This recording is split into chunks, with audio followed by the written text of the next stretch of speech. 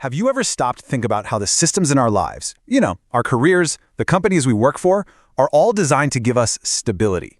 They promise this clear, secure path. But here's the crazy paradox we're going to unpack today. Over time, that very stability, it starts to harden. It turns into rigidity. And that success you fought so hard for, well, it can actually become the very trap that holds you in place. Welcome to Wealth MatriXCrossroads. This is the place where wealth meets strategy. And today, we're standing at a really critical intersection. It's a point that, honestly, a lot of successful people get to without even seeing the danger that's waiting right around the corner. So let's just dive right in. The big question we're tackling is this: why do people who achieve success so often end up getting stuck? And, probably more important, how can you stay agile? How can you stay mobile inside these systems that are literally designed to lock you in place? Okay, so first things first, we really need to understand the environment we're operating in.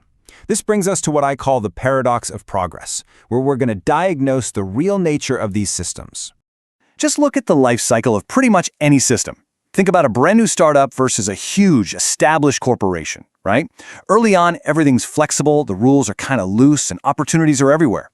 But as that system gets older and more mature, it becomes rigid, it gets predictable, the rules are written down in stone, and suddenly gatekeepers pop up to protect the way things have always been done.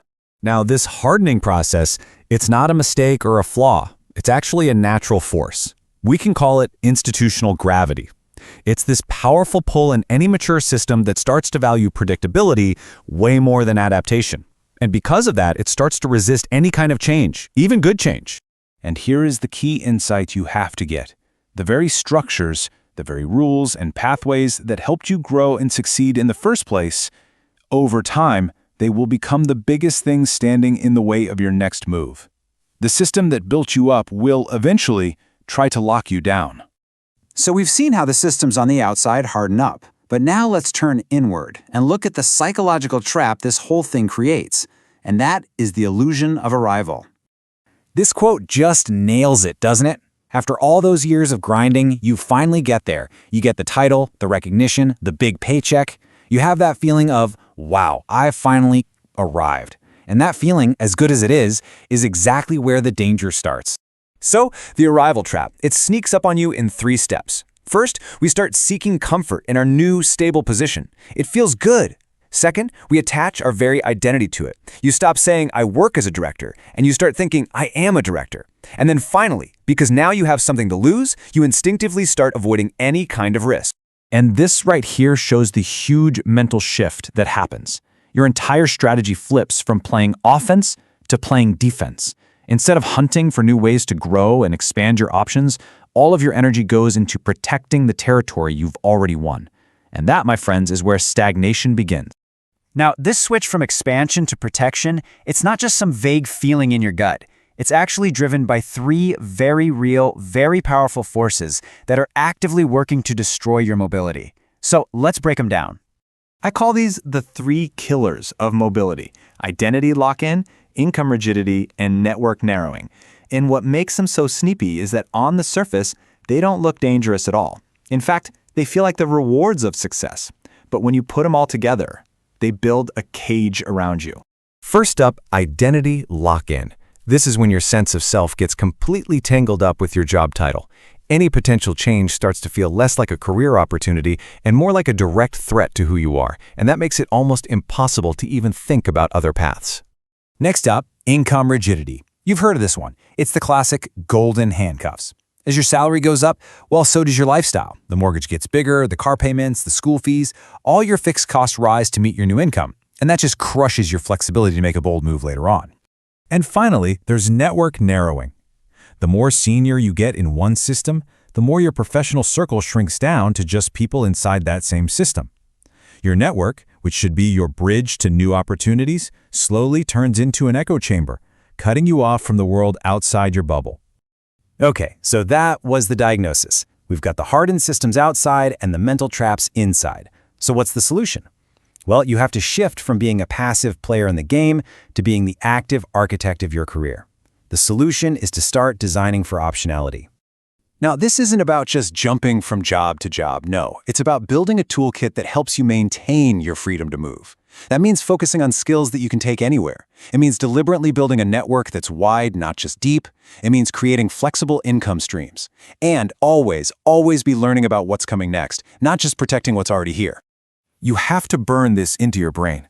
Your freedom to choose, your optionality, it's not the default setting. It's like physical fitness. If you don't actively work on it, it just fades away. It takes constant, deliberate effort to maintain. So building that toolkit, that's the practical side of it. But you have to pair it with a really important psychological shift. And this last piece of the puzzle is what I call the art of detachment. This slide shows the crucial mental flip you need to make. You have to stop seeing your job as a permanent home. Instead, you need to start seeing every single role as a platform, a temporary stage that you use to build for your next move. It means your loyalty shifts to your personal mission, not just the company.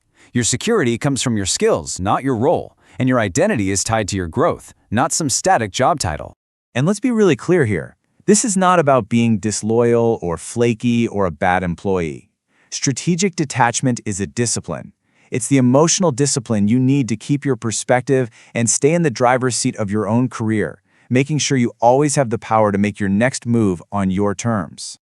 All right, let's pull all of this together. Let's do a quick recap of the entire playbook so you can start thinking about your own next strategic move.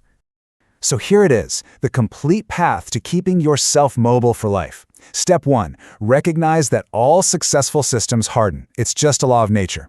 Step 2, you have to avoid that psychological trap of feeling like you've arrived. Step 3, actively fight back against those forces of stagnation, the identity lock-in, the income rigidity, and the network narrowing. And finally, step 4, you have to proactively design your life for optionality and practice that strategic detachment. Now, if today's talk about navigating these systems really connected with you, then you absolutely do not want to miss what we have coming up next, because we're going to pull the curtain back even further and look at how power, policy, and regulation are quietly rigging the game, deciding who wins and who loses before you even start playing.